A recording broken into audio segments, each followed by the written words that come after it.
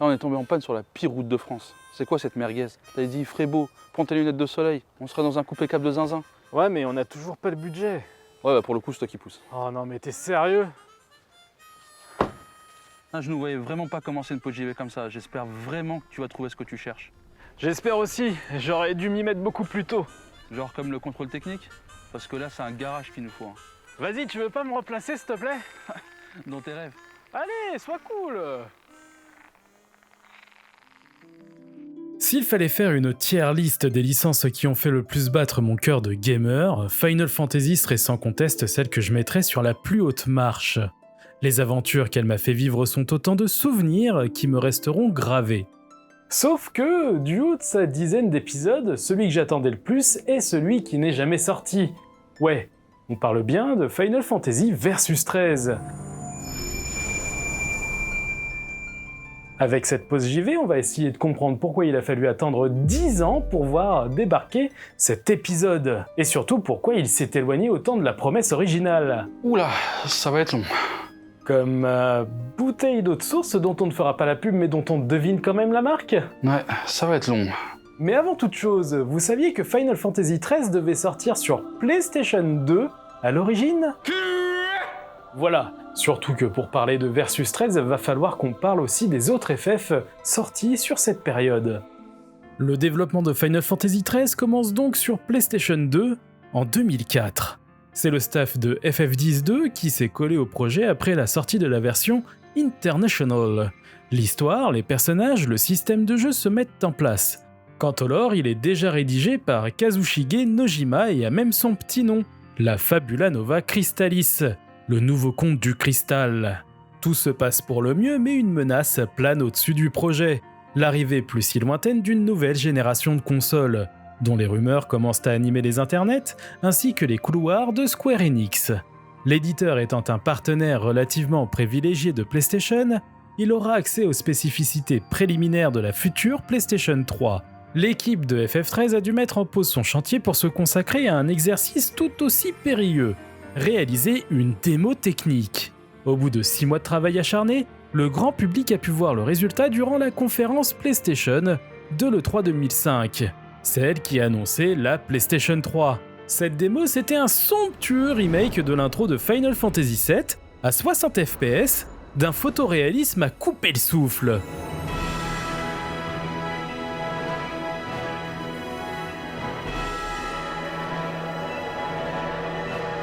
Et en plus, ils ont appris plein de trucs.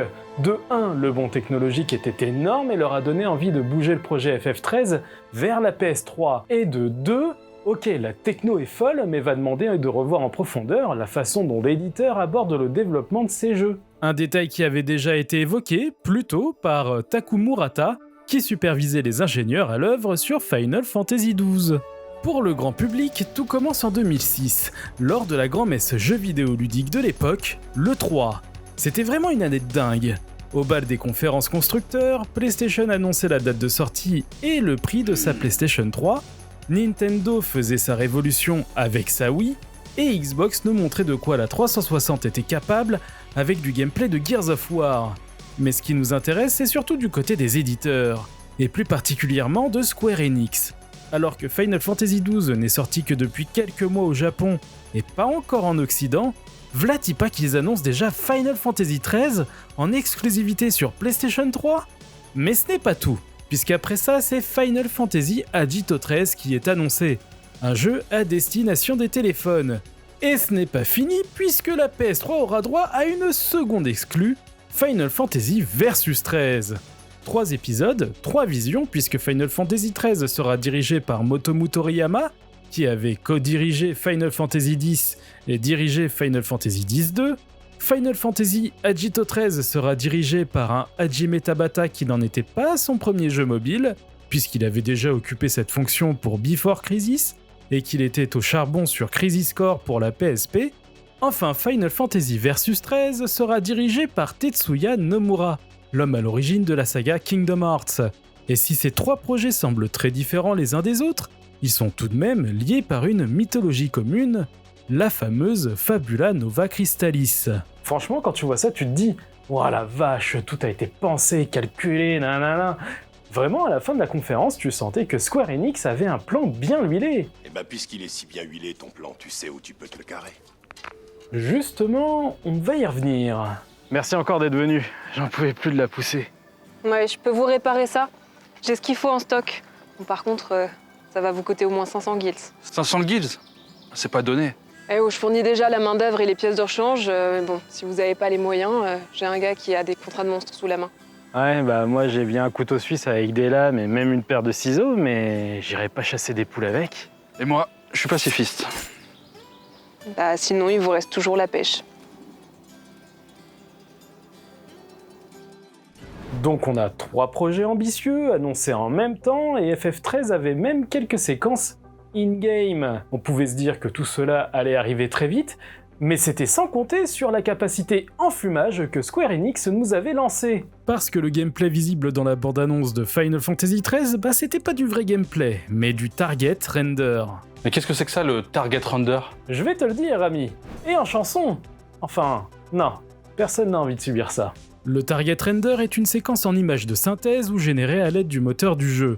Il est censé représenter le but à atteindre pour les développeurs d'un point de vue visuel. Par exemple, Killzone 2 et Watch Dogs ont eu recours à cette technique lors de leur démonstration à l'E3. Killzone était une vidéo en images de synthèse et malgré le talent de Guerrilla Games, la barre à atteindre était beaucoup trop haute. Quant à Watch Dogs, c'était une vraie séquence de gameplay mais qui tournait sur un PC du futur. Pour en revenir à Final Fantasy XIII, les séquences devaient vraiment utiliser le moteur, le White Engine, sans qu'il s'agisse d'une réelle séquence jouable. Ce White Engine va vite être renommé et porter l'appellation Crystal Tools. Ce moteur maison devait être commun à toutes les productions à venir de l'éditeur. C'est Taku Murata et ses équipes qui étaient aux commandes de la création de ce moteur, et autant vous dire qu'ils vont prendre tout le temps qu'il faut pour faire les choses bien. Enfin, les choses bien, l'idée y était, hein. Mais c'était sans compter le guet-apens qui était la PS3. Elle promettait monts et merveilles, mais une fois l'équipe de développement reçue, l'équipe de Murata a compris que ça n'allait pas être facile. De la Fabula Nova Crystallis, c'est tout naturellement Final Fantasy XIII qui est la priorité de Square Enix. Donc les développeurs en charge du Crystal Tools vont devoir créer tous les outils autour de cet épisode. Quelques mois après l'E3 2006, un département réunissant les meilleurs développeurs de Square Enix finit par voir le jour, avec Taku Murata à sa tête. Oui, parce qu'on n'arrête pas de parler de moteur depuis tout à l'heure, mais en vrai, le Crystal Tools n'existe pas encore vraiment à ce moment-là. Et le fait d'avoir débauché les meilleurs des meilleurs Avec mention! va avoir pour effet de mettre Square dans une situation très inconfortable. Ils vont inonder la Nintendo DS et la PSP de jeux au budget plus contenu, et pour les titres à destination de consoles HD, il faudra compter sur Tri-Ace principalement. Oui, bon, pour Tri-Ace, c'était peut-être pas la meilleure idée du monde. Histoire de ne pas mettre tous les œufs dans le même panier, Square Enix a formé une autre équipe composée de créateurs qui n'ont pas forcément collaboré ensemble par le passé, sur un moteur qu'ils ne maîtrisaient pas, pour pondre un jeu qui sortira sur Xbox 360. Hein? Il s'agit de The Last Remnant. C'était pas un franc succès. On parle toujours de Versus 13 là? J'y reviens. C'est en fin 2006 que le vrai travail sur Versus 13 va commencer, peu de temps après la sortie de Kingdom Hearts 2. Enfin, faut pas s'emballer non plus, hein. Là, il s'agit surtout de l'étape de pré-production, parce qu'en vrai, Versus 13, à part un trailer uniquement visible lors de l'E3, il n'y a rien. Ce travail de pré-prod consistait surtout à poser les bases de l'univers, écrire le scénario principal et réfléchir à l'articulation du gameplay, et ça n'appliquait que les créatifs. Les développeurs, eux, ont été dispatchés sur des jeux DS et PSP.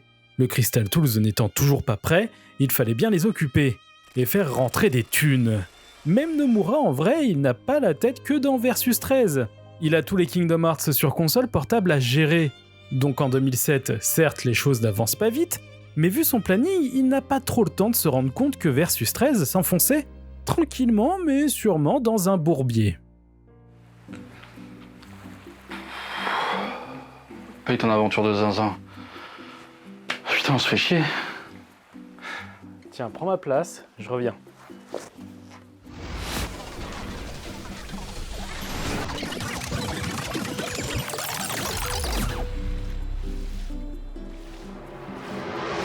Et voilà, j'ai la solution. Alors, c'est pas mal, hein?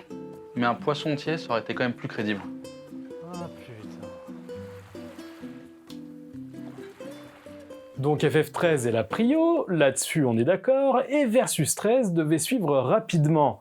Mais Final Fantasy XIII essuie tous les plâtres possibles et imaginables. Si Square Enix veut moderniser ses outils, avec le Crystal Tools notamment, la façon d'organiser le processus de production reste dans des rouages quelque peu poussiéreux. en fait, les mecs continuent de développer comme au temps de la PS2, ce qui n'est pas la meilleure idée du monde. FF12 avait souffert de ça en accusant un temps de développement déjà très long. Le développement à la Square, c'est fragmenter ses équipes en petits groupes qui vont te policher le taf à l'excès. Ces petits groupes ne vont pas forcément se concerter les uns les autres, mais à un moment... Il faut compiler tout ce travail, et c'est là que les emmerdes commencent. Parce que tout était trop de polygones, trop de textures, trop de code, trop de données finalement, et tout ce trop fait que le travail d'optimisation qui va suivre va être un calvaire. Donc oui, certains membres des équipes de Square vont bomber le torse en disant « Regardez les textures de Lightning, tellement on dirait trop la vérité véritable !» Mais dans le jeu final, on ne peut l'admirer que dans un close-up à 15 FPS parce que la console en chie. Oui, je m'énerve. Non, je ne sais pas pourquoi. Parce que oui, elle est bien cette texture. La lueur d'espoir qui permet enfin de lancer activement le développement de Final Fantasy Versus 13, c'est la sortie en décembre 2009 de FF13. Une bonne partie des développeurs ayant participé à la réalisation du titre ont pu rejoindre l'équipe de Nomura. Les autres vont rester auprès de Motomu Toriyama afin de porter le jeu sur Xbox 360 et le localiser dans les autres langues. Mais une autre équipe doit faire le switch, l'équipe du Crystal Tools. Sauf qu'ils vont être tiraillés entre Versus 13 et une nouvelle priorité, Final Fantasy XIV.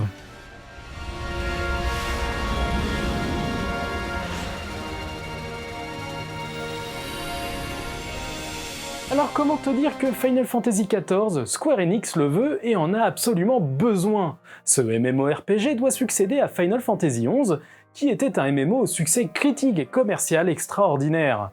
On parle même de l'épisode le plus rentable de la saga. Donc même si Nomura peut se sentir satisfait d'avoir enfin de la main-d'œuvre, le développement de Versus 13 va prendre petit à petit un rythme de croisière. Mais genre, de la croisière s'amuse, hein. Parce que sur le planning des priorités de Square Enix, le gros morceau à venir ce n'est pas Versus 13, mais bel et bien Final Fantasy XIV. Donc le développement de Final Fantasy XIV va faire son petit bonhomme de chemin. Tu te fous de ma gueule là? Qu'est-ce qu'il y a? T'es censé parler de Versus 13 et depuis tout à l'heure, on tourne autour du pot. Sur la tête de moi-même que je parle vite fait d'FF14 et ensuite on reviendra sur Versus 13. Juré. Cracher? Non, je vais pas faire ça parce que c'est dégueulasse et je vais devoir nettoyer parce que c'est chez moi. Je disais donc, Final Fantasy XIV va se retrouver en phase de développement intensif, et c'est Nobuaki Komoto qui est à la baguette. T'es sûr de ta phrase là? Le bonhomme est un habitué de la saga Final Fantasy et pour cause, il a travaillé sur Final Fantasy XI en tant que scénariste et a dirigé 2 de ses extensions. Un mec qui connaît son taf mais qui, vous le verrez, n'est peut-être plus autant dans le coup qu'à la belle époque. C'est simple, les problèmes que j'ai énumérés plus tôt pour Final Fantasy XII et XIII ont été les mêmes pour ce 14e opus, mais à une échelle encore plus énervée, puisque là il est question d'un MMO. Donc avec des joueurs censés être massivement présents sur les serveurs. C'est simple, FF14 va être une douche froide aussi bien pour les fans que pour l'éditeur. Perso, je suis pas un joueur de MMO, mais quand on lit les tests de l'époque, on sent que la licence Final Fantasy en a pris un coup.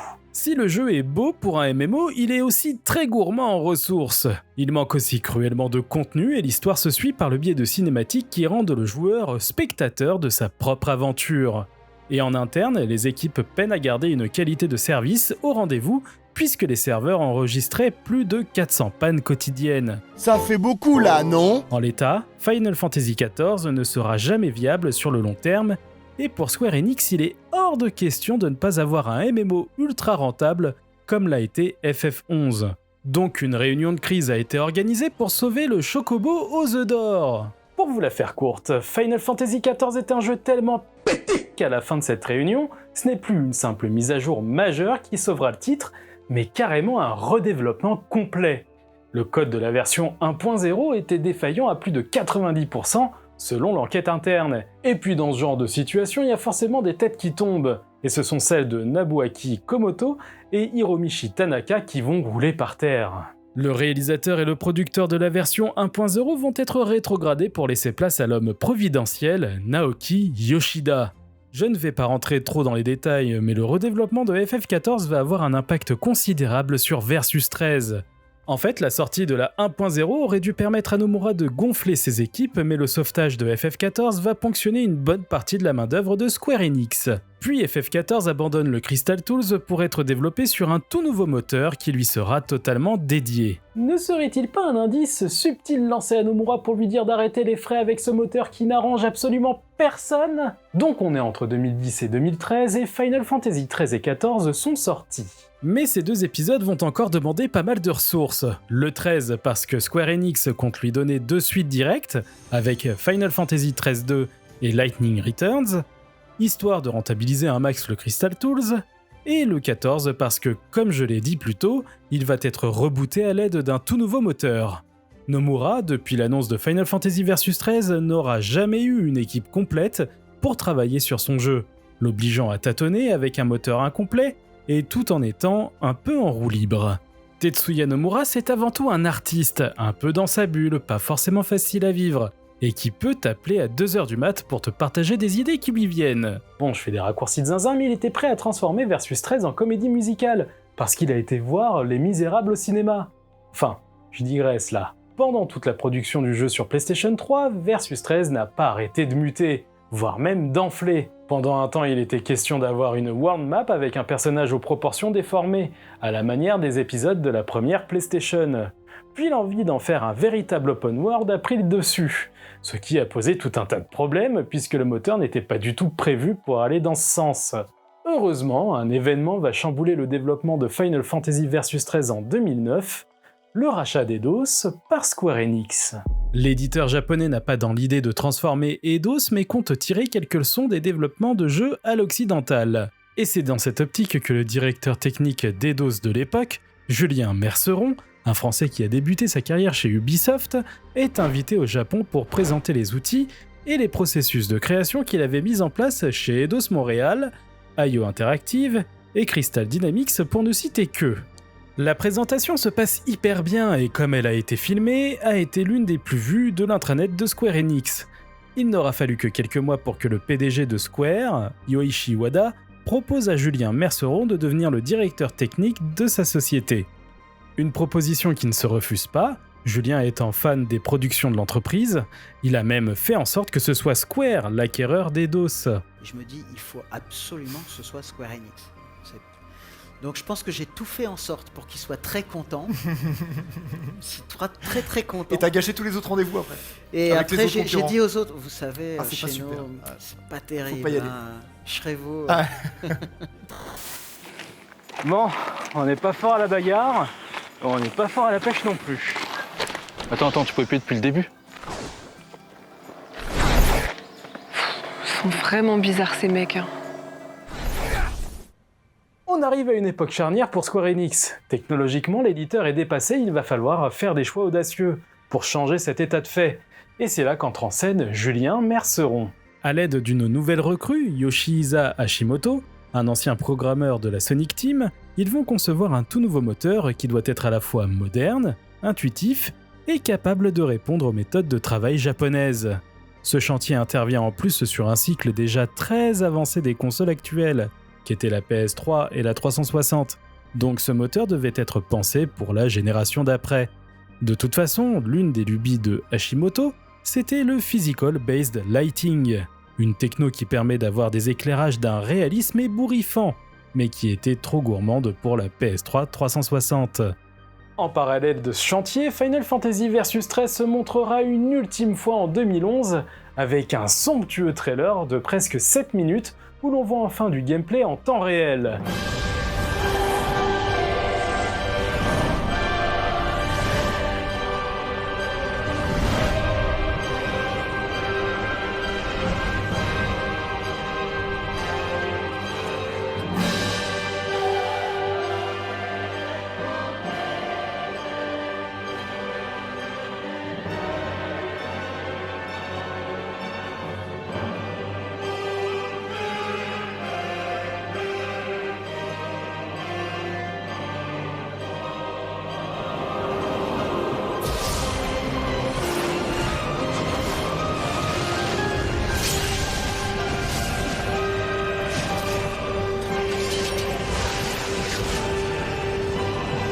si après cette vidéo on était en droit de se dire « Ça y est, le projet avance !»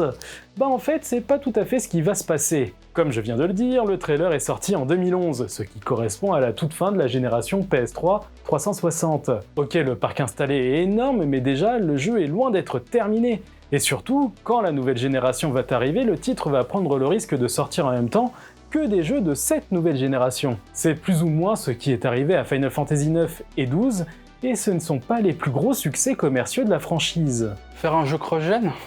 Chiant. Déjà que ça galère grave sur PS3, porter le jeu sur PlayStation 4 va finir d'achever les développeurs. Non, la meilleure solution serait peut-être de se tourner vers ce fameux nouveau moteur. Et le moteur dont on parle, c'est le Luminous Engine. Sa révélation a eu lieu à l'E3 2012 avec la démo technique Agni's Philosophy qui avait déjà ce petit côté, une fantaisie basée sur la réalité, qui était la ligne directrice de Versus 13. En plus, le 3 2012 est l'édition qui marque l'arrivée imminente de la future PlayStation 4 et Xbox One, sans trop le dire parce qu'aucun constructeur n'avait fait la moindre annonce.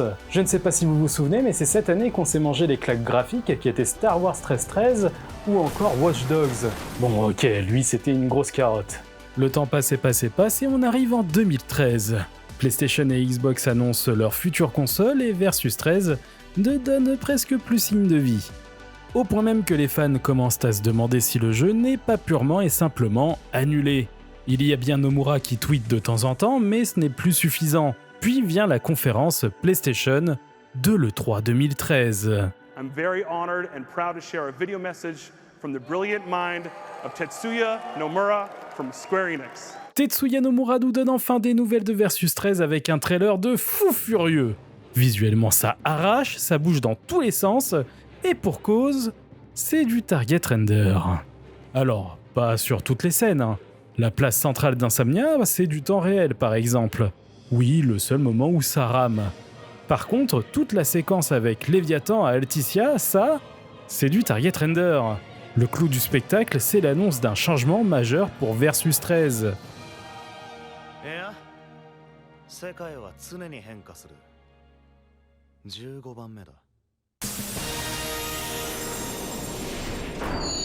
Final Fantasy Versus 13 est mort. Vive Final Fantasy XV. Bon, ok, la formule est peut-être un peu forte, mais c'est parce qu'au-delà du changement de nom, il se passe pas mal de choses en backstage. Le changement de nom déjà, c'est un sujet qui était mis sur la table très tôt dans le développement de Versus 13. Nomura y était attaché parce que ça soulignait la dualité entre 13, qui se voulait lumineux, et Versus 13, qui se voulait plus sombre. Et puis le fait de ne pas être complètement canonique libérait Nomura du cahier des charges d'un Final Fantasy, ou tout du moins ça lui permettait d'en utiliser les codes pour mieux les détourner. Ce qui a conduit au changement de nom, c'est que l'épisode 13 a eu droit à 2 suites, avec 13-2 et Lightning Returns. Et aussi parce que Agito 13, l'épisode d'abord annoncé sur mobile puis finalement devenu un jeu PSP, a lui aussi changé de nom, devenant Final Fantasy Type O. Et ça tombe bien qu'on parle de Type O puisque son directeur, Hajime Tabata, ainsi que son équipe ont rejoint Nomura. Tabata devient alors co-directeur sur Final Fantasy XV. Ce grand changement ne s'est pas fait de gaieté de cœur pour certains membres du staff de Tabata. Il était de notoriété publique que Nomura n'était pas une personnalité facile à gérer et qu'il pouvait être dur dans ses propos. Et puis l'équipe travaillait déjà sur une suite de Type O. Vous vous doutez bien qu'à cause de ça, cette suite sera purement et simplement Annulé. Autre grand changement, en début 2013, Yoichi Wada, patron de Square Enix, claque sa dème à cause des résultats financiers catastrophiques enregistrés par la firme. Il sera remplacé par Yosuke Matsuda, qui compte bien d'appliquer quelques changements pour redresser la barre. Ces changements passeront par une accentuation des productions sur mobile, des jeux ciblés en fonction des marchés, mais tout en conservant quelques AAA pour continuer à faire rayonner la société. Toutes ces envies sont saupoudrées d'une réorganisation des studios. On parle maintenant de Business Division puisqu'elle regroupe les développeurs, ainsi que les services financiers et commerciaux qui leur sont associés. Elles sont au nombre de 5. La 1 correspond à l'équipe de Final Fantasy XIII qui sera ensuite dévouée au remake de Final Fantasy VII. La 2 est l'équipe de Tabata qui s'occupe de Final Fantasy XV. La 3 s'occupe des licences Kingdom Hearts et Saga. La 4 s'occupe des spin-offs de Final Fantasy. Et enfin, la 5e est dédiée à Final Fantasy XI et XIV. Cette énorme réorganisation apporte un peu plus de clarté au sein de Square Enix. Dans les licences que j'ai énumérées, il y a un titre que les fans attendent depuis plusieurs années, Kingdom Hearts 3. Lui aussi a été annoncé à l'E3, et Nomura s'est vu confier le rôle de directeur sur ce projet. Ça commence à faire un sacré gros planning pour le monsieur. Bah si tu dors pas, que tu prends pas de vacances, que tu oublies tes week-ends, les jours fériés, que tu tombes pas malade, bah franchement ça passe. Alors, peut-être, mais si je te disais qu'il est aussi réalisateur sur Final Fantasy VII Remake, tu me réponds ? Qu'il est bien dans la merde. Effectivement, c'est peut-être pour ça qu'on lui enlèvera la direction de FF15. Ça, et aussi le fait qu'il voulait faire un jeu en 3 parties. Chose qui n'intéresse pas du tout Matsuda, qui préfère réduire la durée des développements.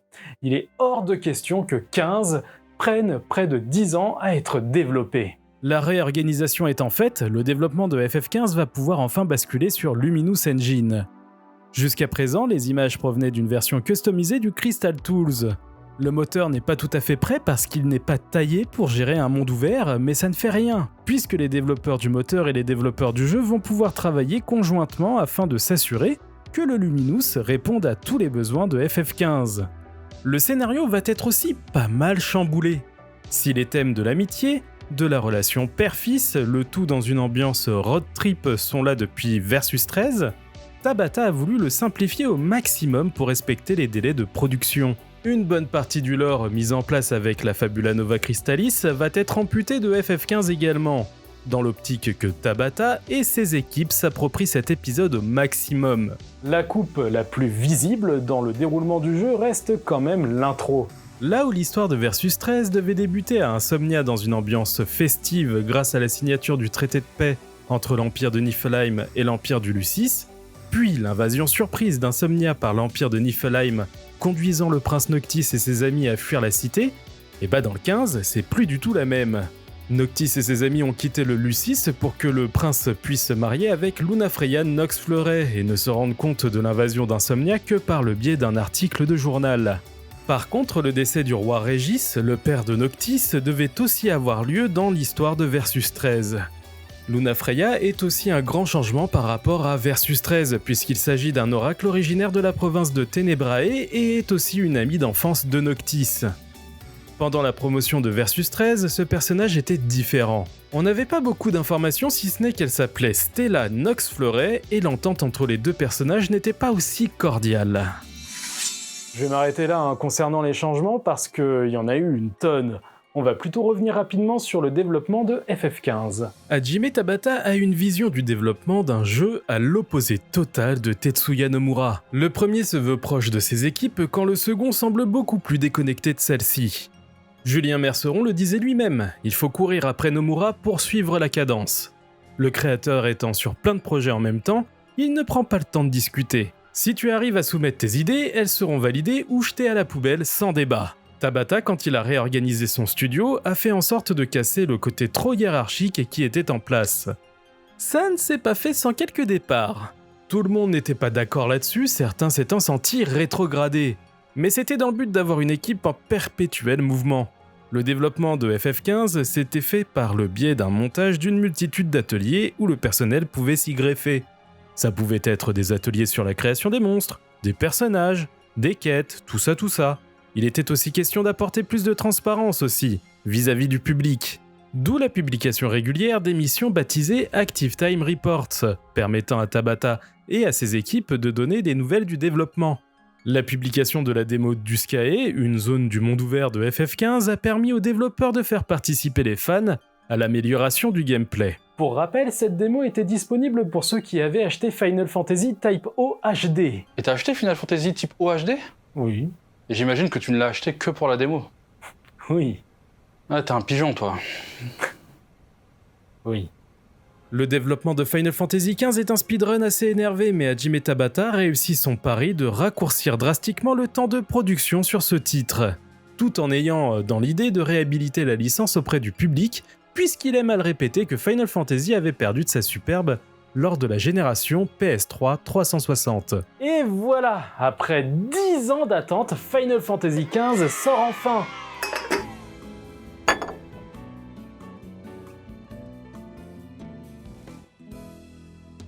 Et honnêtement, j'ai adoré cet épisode. J'étais le 5e larron de cette bande de potes partant en road trip à bord d'un coupé-cap de zinzin.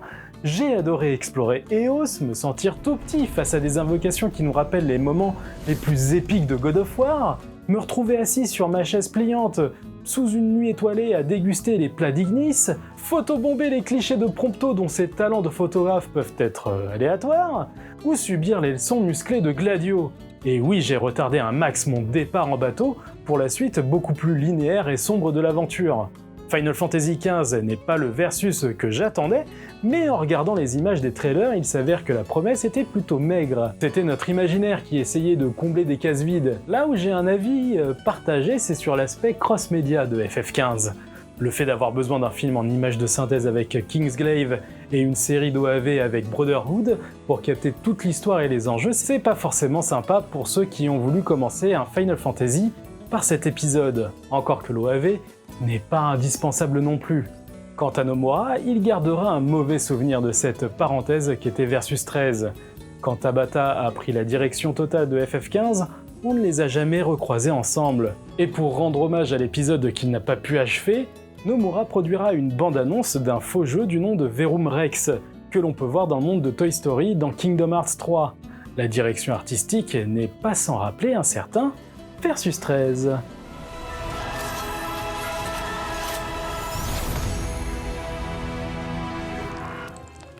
Bon alors, ça valait le coup? Ah bah maintenant on en sait beaucoup plus sur le bordel qui a été la création de ce jeu, donc ouais, ça valait le coup. On va enfin pouvoir passer à autre chose, parce que t'étais quand même sacrément casse-burne dans cette histoire.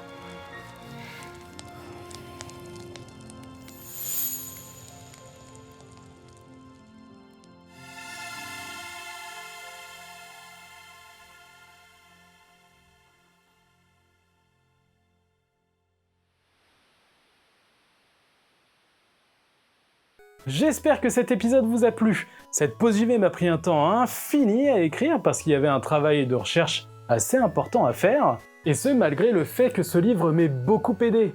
La légende Final Fantasy XV, écrit par Jérémy Kermarek et édité par Third Editions.